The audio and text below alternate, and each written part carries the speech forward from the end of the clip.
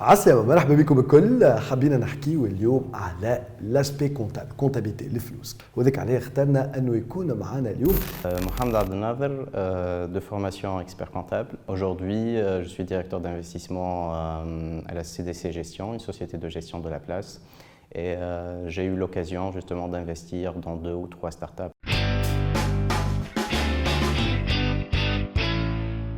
محمد عبد الناظر. اولا حبيت تقدم لنا ممكن لا فونكسيون كونتابل بصفه عامه، معناتها خلي اون بلونت لو ديكور نحط الامور في اطارها. Pour un start-upper, il faut comprendre qu'au-delà des aspects légaux et fiscaux, la comptabilité, c'est une couche en fait, de son organisation, de sa start-up, de son entreprise. C'est une couche qui commence même avant la création juridique de sa start-up et qui va justement déjà de par son aspect organisationnel et comptable et juridique continuer avec la vie de l'entreprise. Il faut être conscient que la comptabilité va driver votre activité avec votre réflexion par rapport à votre produit ou par rapport à votre marché.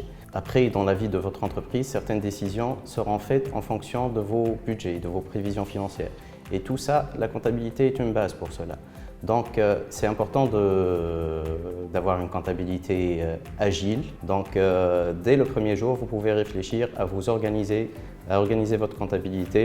Et c'est quelque chose qui pourrait vous accompagner plus tard pour prendre des décisions financières. فما خصوصيات par rapport au start-up كيفاش par exemple اليوم on va comptabiliser l'incorporel كيفاش معناتها باش نخدموا على الاسبي هذايا، شنو هما الحاجات حتى دي كونتابل ممكن يتفرجوا فينا لي سبيسيفيسيتي والاخطاء اللي مازالش يقعوا فيها كي يبداو يتعاملوا مع اون ستارت-اب اللي هي شركه مش كيما الشركات الاخرين. Ce qu'il faut savoir, ce que dit la norme, ça c'est des prescriptions de normes qui sont fondées, c'est qu'il vous dit que tout ce qui est engagé au début comme recherche et qui finalement n'a pas de marché, là il est constaté en charge. Mais par contre, lorsque vous passez à une phase de développement, c'est là où vous êtes en mesure justement de capitaliser ces charges-là et de les incorporer en tant qu'actifs incorporels, qui feront plus tard l'objet d'une propriété intellectuelle et qui feront l'objet justement d'une discussion sur la valorisation plus tard avec l'investisseur. Donc ce qui est à retenir aujourd'hui, c'est qu'il faut distinguer entre des frais qui ne sont pas capitalisables et des frais qui sont capitalisables. Les frais capitalisables se font sur la base de règles, c'est-à-dire qu'il faut que ça y est, le produit il est identifié. Il faut être en mesure d'identifier les coûts qui ont été engagés. Et il faut être en mesure de démontrer qu'il y a un avantage économique à retirer après mise sur le marché de votre solution ou de votre logiciel. تكلمت قبيليك عملت ان كلان دوي للفالوريزاسيون نتاع ستارت اب جوستومون هوني الجانب معناتها لاسبي كونتابل كيف تاع الفالوريزاسيون، شنو تنجم تقول لنا عليه محمد عبد الناظر؟ Déjà, comme beaucoup le savent, il y a des méthodes de valoriser.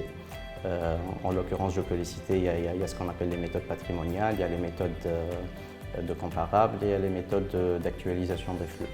Et ce qui pourrait s'appliquer à la comptabilité, c'est ce qu'on appelle la valorisation par les flux. Et c'est une valorisation en fait, qui se base sur le futur de la start-up. Or, le cas de la start-up, c'est une société. Le mot startup, c'est une société qui se cherche et l'incertitude est très liée justement à son business model et à son business plan. On essaie de partir justement sur cette méthode, on va dire, académique de valorisation par les flux. Et après, en tant qu'investisseur dans les startups ou spécialiste des startups, on essaie de corriger cette méthode par d'autres moyens qu'utilisent les investisseurs. Mais pour une startup qui est un peu plus mature et ce qui est communément appelé série A, série B, c'est là où il y a peut-être des modèles prévisionnels et c'est sur ces modèles prévisionnels-là qu'on travaille. محمد عبد الناظر في الاخر في 30 ثانيه شنو نصيحتك كونساي بونوس للي زونتربرونور اللي يتفرجوا فيك؟ À partir de ce qu'on vient de dire, c'est de les conseiller d'avoir une démarche professionnelle dès le départ. Il faut être minutieux. Si vous n'êtes pas connaisseur ou vous n'êtes pas appelé à être connaisseur de la comptabilité, vous pouvez externaliser au début de votre parcours la comptabilité auprès de professionnels. Et vous pouvez aussi profiter un petit peu pour solliciter du conseil auprès de ces professionnels-là.